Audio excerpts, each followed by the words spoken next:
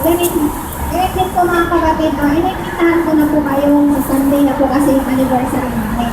Kumbaga, so parang sa oras na ito, parang tuloy-tuloy lang yung blessing kasi every, parang dalaguin po natin yun para yung blessing ng mga nag-anniversary.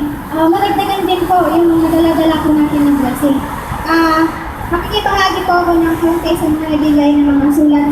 Sige po na pagbati. Ito po yung, sabi po dito na, mangagbata daw po tayo gaya ng isang Kristiyano. Paano nga po ba mangagbata ng isang tunay na Kristiyano?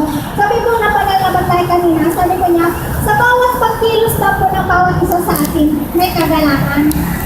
Kasi kung baga po yung pagkilos na pamana natin sa tingitan, wala po yung pagiging isang Kristiyano ng isang tao. Sinabi po din po kanina na, naway kayo aakay sa daang matuwid.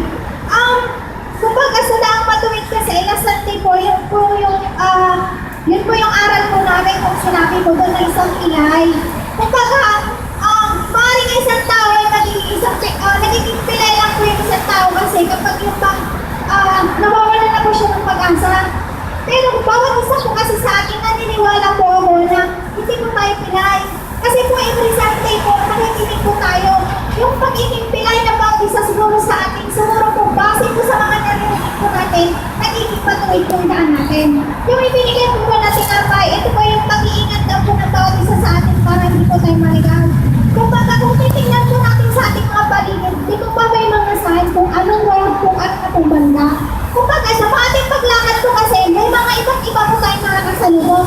Yung mga kasalubong po natin, sila po yung magbibigay ng guide sa atin. Kumbaga, sila naman po yung magsisilbing sign po natin. Kumbaga, sa isip po natin, tama po ba? Daan na po ba yun? Yung ibinigay po na picture natin sa pamamaalat po, sinabi po dito na huwag daw natin tularan yung masasama. Totoo nga naman po bakit po natin tutularan yung masama. Ano po kayo isipin po natin na nalampagan tayo kung tutularan lang po natin yung masama. Sabi po kanina ng banal na bantaya na yung init na po sana ng pagmamahal ng Diyos sa atin. Huwag na po yung lalamig na yun, yung iinit mamaya, lalamig. Kung baga nga gusto po ng Panginoon na nanikitlan po ng ating mahal na Ama, yung pagmamahal na walang bawat isa po sa atin na umabot ng baaw. Kaya kanina ngayon na dagingay, napudod lang na di pa na kayong inipado na tao.